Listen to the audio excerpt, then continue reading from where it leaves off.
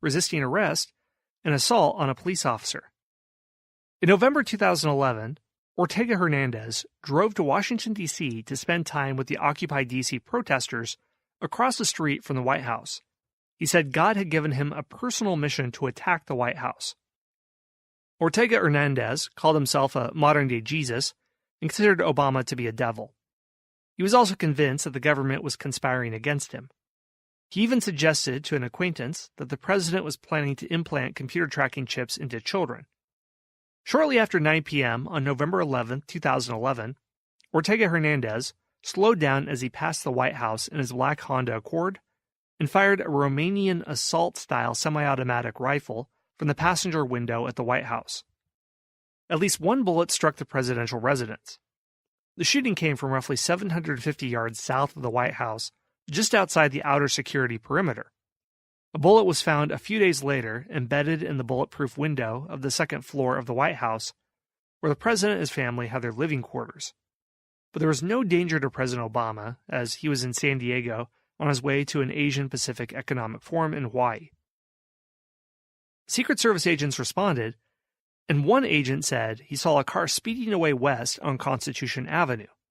A few minutes after the shooting, Ortega Hernandez abandoned his car about 7 blocks away, leaving his rifle, ammunition, and 9 spent shell casings inside. It didn't take long for agents to learn that the car belonged to Ortega Hernandez. 5 days later, the Secret Service, which had circulated photographs of the suspect around the country, was tipped off to Ortega Hernandez's whereabouts by an employee at the Hampton Inn near Indiana, Pennsylvania. The employee recognized a photograph of him and called the Pittsburgh Secret Service field office. The field office alerted the Pennsylvania State Police, which dispatched troopers to the hotel and arrested the White House shooter. When agents interviewed the relatives of Ortega Hernandez, they were told that the suspect had a fixation with the White House and had fantasies of killing the president. Friends suggested Ortega Hernandez had been influenced by Alex Jones, an Austin-based talk show host who espoused many conspiracy theories. In the previous years, Ortega Hernandez and others had watched an anti-government internet film called The Obama Deception, which was written, directed, and produced by Jones. Psychiatrists determined that Ortega Hernandez was mentally fit to stand trial, and a federal grand jury in the District of Columbia returned a 17-count indictment against him. In addition to the attempted assassination charge, he was charged with assaulting federal officers with a deadly weapon, injuring property of the United States, and related firearms charges.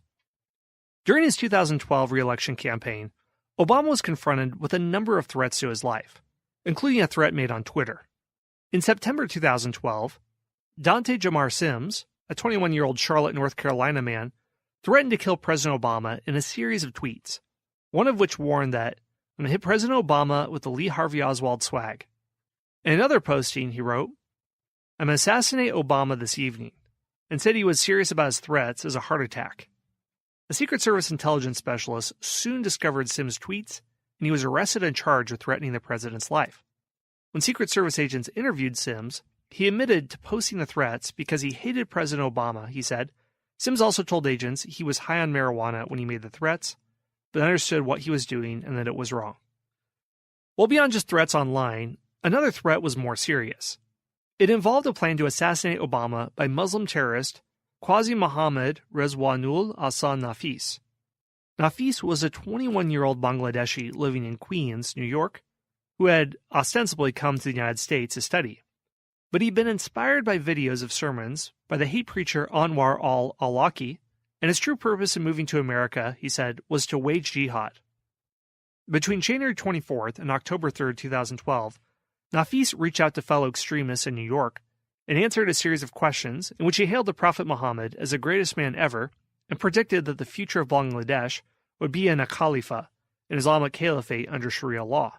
Nafis planned to detonate a bomb in Manhattan and assassinate President Obama. Nafis used Facebook to contact men he thought were al-Qaeda leaders to plot an assassination of Obama and the destruction of the New York Federal Reserve Building. In fact, they turned out to be FBI agents who thwarted his plans.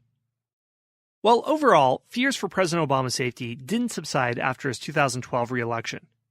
For the Secret Service, Obama's re-election meant 4 more difficult years of protecting the president against threats from bitter convicts, deranged mental patients, Muslim extremists, racists, and the ever-growing group of desperate people who consider assassination their only recourse against a president with whom they disagree. So the bottom line is that Barack Obama's presidency brought out extremists of a particular stripe, but it seems that according to Secret Service reports, they may be different sort of extremists that would target a George W. Bush or a Ronald Reagan, but the numbers weren't that much different. Hey everyone, Scott here. One more brief word from our sponsors.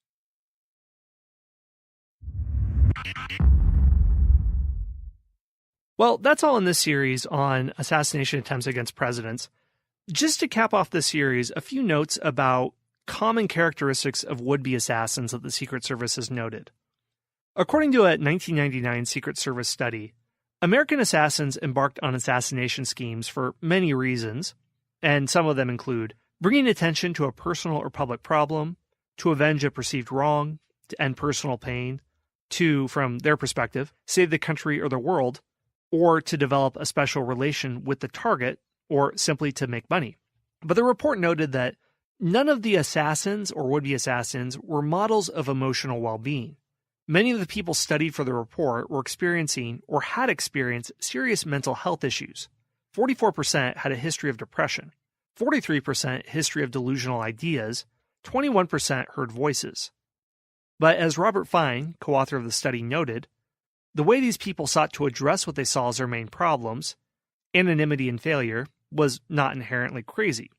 We all know the name Lee Harvey Oswald, or most of us, so being successful in assassination could bring some notoriety. So overall, it seems that many of the people who were targeting the president, some of them may have targeted the person, such as hate groups targeting Barack Obama, communist sympathizers targeting JFK or Ronald Reagan. But many of these would-be assassins were failed upstarts in life. Now, there are notable exceptions. In this podcast, I interviewed the author of a book, and the book was called The Lady Killer Who Killed Lincoln, and it was about John Wilkes Booth. John Wilkes Booth is a very interesting exception to this rule. He was an actor who killed Lincoln, and he was the George Clooney or Brad Pitt or Channing Tatum of his day. He was a handsome, popular actor and about as big of a celebrity as you could be in the 1860s, and he had fame, wealth, notoriety, popularity with women, so he does not at all fit the profile of a would-be assassin.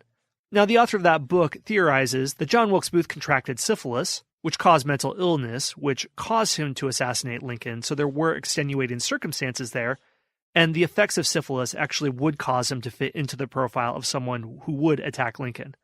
But if you see an otherwise well-adjusted, healthy psychological person who's very passionate about his or her beliefs, no matter how extreme they might be in their beliefs, if they're well-balanced psychologically and mentally, there's a very small chance they're actually going to embark on an assassination attempt. Usually it's a mixture of passionate beliefs with depression, with being a failed upstart in life, with mental instability, and a whole cocktail of negative things all swirled together that would cause someone to try to kill the president. One more announcement before I wrap up. Members of the Knowlton's Rangers, the membership program for History Unplugged, get bonus episodes, and I'm going to do a few bonus episodes in line with this series. So I'm going to look at assassination attempts against Harry Truman, Lyndon Johnson, George W. Bush, and hey, maybe I'll even throw in Jimmy Carter. So if you want to check that out, you can go to patreon.com/unplugged.